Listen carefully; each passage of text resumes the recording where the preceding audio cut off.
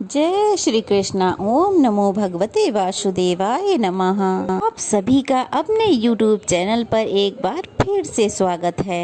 हलहारणी अमावस्या, जो कि आषाढ़ मास की अमावस्या होती है, जो बहुत ही पुण्यदायिनी होती है। आज आप आषाढ़ अमावस्या के शुभ अवसर पर सुनने वाले हैं आषाढ़ अमावस्या की कथा।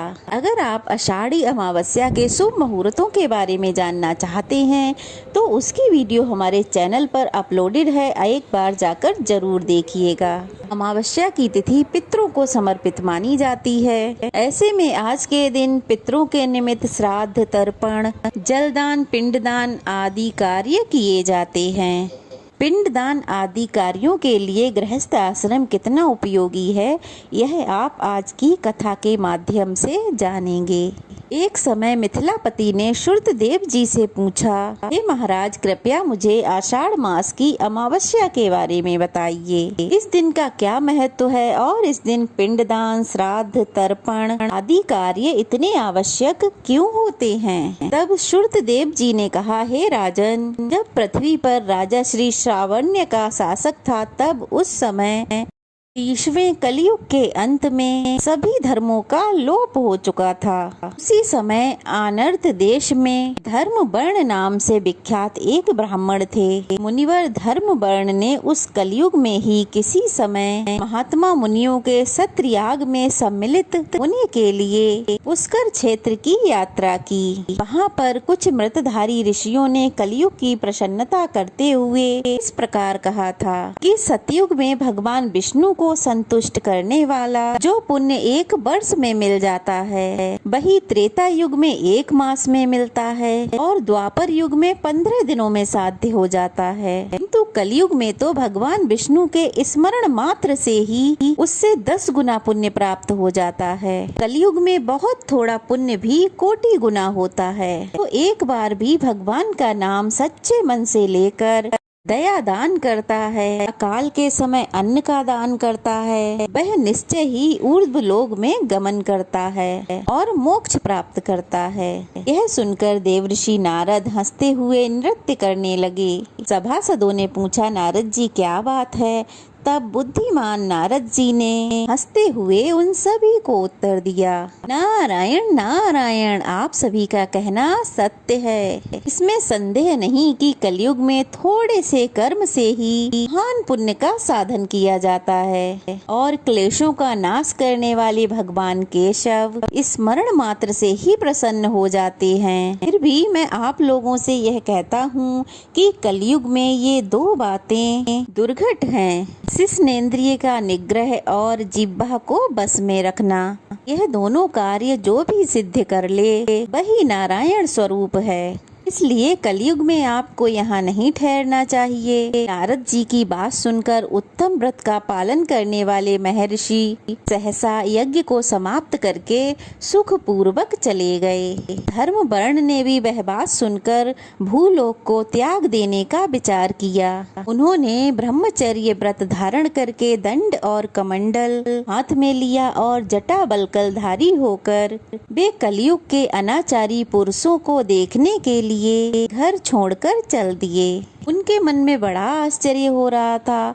उन्होंने देखा कि प्रायः मनुष्य पापाचार में लीन होकर बड़े भयंकर और दुष्ट हो गए हैं। ब्राह्मण पाखंडी हो गए हैं, शूद्र संन्यास धारण कर रहे हैं, पत्नी अपने पति से द्वेष रखती है, शिष्य गुरु से बैर करता है, सेवक स्वामी के और पुत्र पिता के घात में लगा हुआ है। ब्राह्मण शूद्रवत और गौएं बकरियों की तरह हो गई हैं। वेदों में गाथा की ही केवल प्रधानता रह गई है। शुभ कर्म साधारण लौकिक कामों के तरह रह गए हैं। इनके प्रति किसी की कोई महत्व बुद्धि ही नहीं है। भूत प्रेत और पिशाच आदि की उपासना चल रही है। सब लोग मैथुन में आसक्त हैं और उसके लिए अपने प्राण भी खो रहे हैं। झूठी गवाही देने लगे हैं। मन में सदा छल और कपट भरा रहता है। कलयुग में सदा लोगों के मन में कुछ और, वाणी में कुछ और तथा कर्म में कुछ और ही है। सबकी विद्या किसी न किसी स्वार्थ को लेकर ही होती है और केवल राजभवन में ही उसका आदर होता है। संगीत आदि कलात्मक विद्याएं भी राजाओं को प्रिय हैं। कलयुग में अधम मनुष्य पूजे जाते हैं और श्रेष्ठ पुरुषों की अवहेलना होती है। कलयुग में वेदों के विद्वान ब्राह्मण दरिद्र होते हैं। लोगों में प्रायः भगवान की भक्ति नहीं होती। पुण्य क्षेत्र में पाखंड अधिक बढ़ गया है। सूत्र लोग जटाधारी तपस्वी बनकर धर्म की व्याख्या करते हैं। तभी मनुष्य अल्पायु, दयाहीन और सट होते हैं। कलयुग में प्रायः सभी धर्म के विख्याता बन जाते हैं और दूसरों से कुछ लेने में ही उत्सव मानते हैं। अपनी पूजा कराना चाहते हैं और व्यर्थ ही दूसरों की निंदा करते हैं। अपने घर आने पर सभी अपने स्वामी की दोषों की चर्चा में तत्पर हो जाते हैं। कलयुग में लोग साधुओं को नहीं जानते, पापियों को बहुत आदर देते हैं। दुराग्रही लोग इतने दुराग्रही होते हैं कि साधु पुरुष के एक ढोंग का ही ढिंढोरा पीटने लगते हैं और पाप आत्माओं के दोष समूह को भी गुण बतलाते हैं। कलयुग में गुणहीन मनुष्य दूसरों के गुण ना देखकर उनके दोषों को ही ग्रहण करने में प्रसन्नता का अनुभव करता है। जैसे पानी में रहने वाली जोंक प्राणियों का रक्त पीती है, जल नहीं, उसी प्रकार जोंक के धर्म से संयुक्त होकर मनुष्य दूसरे का रक्त चूसते रहते हैं। औषधियाँ शक्तिहीन होती हैं, ऋतुओं में उलटफेर हो रहा है, सभी राष्ट्रों में अकाल पड़ता है, कन्या योग समय में संतान उत्पत्ति नहीं करती। जो वेद वेदाओं की विद्या में अधिक गुणवान हैं, उन्हें अज्ञानी मनुष्य सेवक की दृष्टि से देखते हैं। वे सब के सब भ्रष्ट होते हैं। कलयुग में प्रायः लोग श्राद्ध कर्म का त्याग करते हैं, वैदिक कर्मों को छोड़ बैठते हैं। प्रायः जीवा पर भगवान विष्णु के नाम कभी नहीं आते।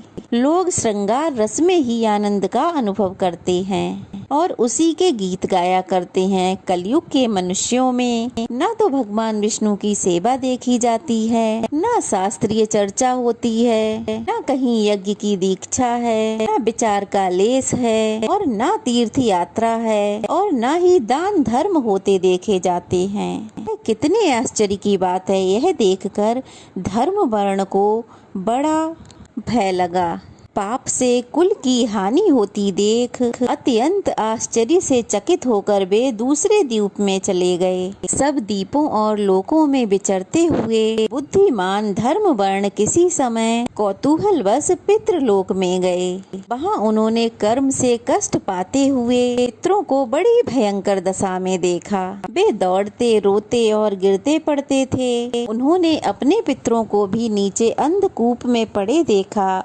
उन्हें देखकर आश्चर्यचकित होकर दयालु धर्म वर्ण ने पूछा, आप लोग कौन हैं? आपने ऐसे कौन से पाप किए हैं जिससे आपको इस अंधकूप में गिरना पड़ा? तब पितर कहने लगे, हम श्री वत्स गोत्र वाले हैं। पृथ्वी पर हमारी कोई संतान नहीं रह गई है, इसलिए हम श्राद्ध और पिंड से वंचित हैं और हमें यह नरक का कष्ट भोगना पड़ता है। संतानहीन दुरात्माओं का अंधकूप में पतन होता है। हमारे वंश में एक ही महान यशस्वी पुरुष है जो धर्म वर्ण के नाम से विख्यात है, किंतु वो भी विरक्त होकर अकेला घूमता फिरता है। उसने गृहस्थ धर्म को स्वीकार नहीं किया है। वह एक ही प्राणी हमारे कुल में बचा हुआ है। उसकी भी आयु क्षीण हो जाने पर हम लोग तो घोर अंधकूप में गिर पड़ेंगे, जहाँ से फिर कभी निकलना कठिन नहीं होगा।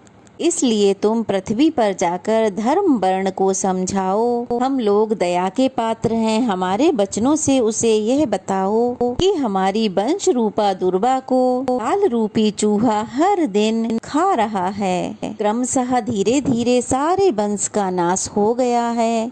अब एक तुम ही बचे हो। जब तुम भी मर जाओगे, अब संतान परंपरा ना होने के कारण तुम्हें भी अंधकूप में गिरना पड़ेगा। जैसे हम गिरे घेरे हुए हैं। इसलिए गृहस्थ धर्म को स्वीकार करके संतान उत्पन्न करो। इससे हमारी और तुम्हारी दोनों की ऊर्ध्व गति होगी। यदि एक भी पुत्र बैसाख माघ में या फिर कार्तिक माघ में हमारे उद्देश्य से स्नान, श्राद्ध, दान करेगा तो उससे हम लोगों की ऊर्ध्व गति होगी और इस घोर नरक से उद्धार हो जाएगा। यदि एक पुत्र भी भगवान विष्णु का भक्त हो जाए, एक भी एकादशी का व्रत रखने लगे या एक भी भगवान विष्णु की पाप नाशक कथा सुनने लगे तो उसकी 100 बीती हुई पीढ़ियों का और 100 आने वाली पीढ़ियों का उद्धार होता है। वे पीढ़ियां पाप से ढकी होने पर भी नरक का दर्शन नहीं करती। दया और धर्म से रहित उन बहुत से पुत्रों के जन्म से क्या लाभ जो कुल में उत्पन्न होकर सर्वव्यापी भगवान नारायण की पूजा नहीं करते। इस प्रकार प्रिय वचनों द्वारा धर्म वर्ण को समझाकर तुम उसे तप्ती पूर्ण ब्रह्मचर्य आश्रम से गृहस्थ आश्रम में प्रवेश करने की सलाह दो। पितरों की यह बात सुनकर धर्म वर्ण अत्यंत विस्मित हुआ और हाथ जोड़कर बोला, मैं ही धर्म वर्ण नाम से विख्यात और आपके वंश का दुराग्रही बालक हूँ। यज्ञ में महर्षि नारद जी का यह वचन कि कलयुग में प्रायः कोई भी रसनेंद्रिय सुनकर और शिष्नेंद्रिय को दृढ़ता पूर्वक संयम में नहीं रखता, वह दुर्जनों की संगति से भयभीत होकर अब तक दूसरे द्वीपों में घूमता रहा। इस कलयुग के 3 चरण बीत गए।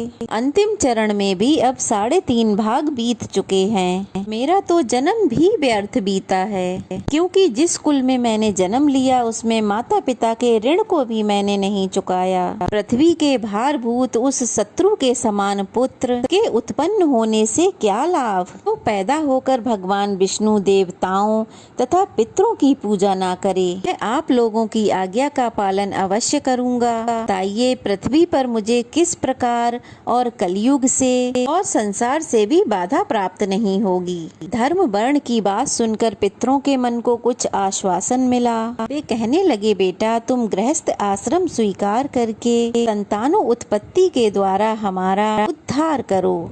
जो भगवान विष्णु की कथा में अनुरक्त होते, निरंतर श्री हरि का ध्यान करते और सदाचार के पालन में तत्पर रहते हैं, उन्हें कलयुग कभी बाधा नहीं पहुंचाता। जो आषाढ़ अमावस्या पर अपने पितरों के लिए श्रद्धा पूर्वक तर्पण पिंडदान करता है, जो बैसाख मास के धर्मों का पालन करता, माघ स्नान में तत्पर होता और कार्तिक मास में दीपदान करता है, उसे भी कभी कलयुग की बाधा नहीं मिलती। जो प्रतिदिन भगवान विष्णु की पाप नाशक और मोक्षदायिनी कथा सुनता है, जिसके घर में बलि वैश्वदेव होता है, शुभ कारिणी तुलसी स्थित होती हैं और जिसके आंगन में उत्तम गऊ रहती है, उसे भी कलयुग बाधा नहीं पहुंचाता। इसलिए इस पापात्मक युग में भी तुम्हें कोई भय नहीं है। आषाढ़ मास की सभी तिथियां तो अपने आप में पुण्यदायिनी होती हैं। इस महीने की अमावस्या तिथि सबसे महत्वपूर्ण होती है। देवताओं और पितरों को वह बहुत प्रिय है, शीघ्र ही मोक्ष की प्राप्ति कराने वाली है। जो उस दिन पितरों के उद्देश्य से श्राद्ध करते, जल से भरा हुआ घड़ा पिंडदान करते हैं, उन्हें अक्षय फल की प्राप्ति होती है। इसलिए पुत्र तुम शीघ्र जाओ और जब अमावस्या हो तब घड़े सहित श्राद्ध और पिंडदान करो। सबका उपकार करने के लिए गृहस्थ धर्म का आश्रय लो। धर्म अर्थ और काम से संतुष्ट होकर उत्तम संतान पाकर फिर मुनि वृद्धि से रहते हुए सुख पूर्वक दीपों में घूमो। पितरों के इस प्रकार आदेश देने पर धर्म वर्ण शीघ्रता पूर्वक भूलोक में गए, जहाँ पर उन्होंने आषाढ़ अमावस्या आने पर प्रातः काल स्नान करके देवताओं, ऋषियों तथा पितरों का तर्पण किया। फिर घड़े सहित पाप विनाशक श्राद्ध करके उसके द्वारा पितरों को पुनरावृत्ति रहित मुक्ति प्रदान की, अर्थात उन्हें मोक्ष प्रदान किया। इसके बाद उन्होंने स्वयं विवाह करके संतान को जन्म दिया और लोक में उस पाप नाशनी अमावस्या तिथि को प्रसिद्ध किया। इसलिए सभी गृहस्थ जनों को अपने अपने पूर्वजों और अपने अपने पितरों को मोक्ष प्रदान करने के लिए हर अमावस्या तिथि पर श्रद्धा पूर्वक अपनी सामर्थ्य के अनुसार दान दक्षिणा देनी चाहिए और उनके नाम से जलदान, पिंडदान आदि काम करने चाहिए। उम्मीद है आज की कथा आपको पसंद आई होगी। वीडियो अच्छी लगी हो तो लाइक करना मत भूलिएगा।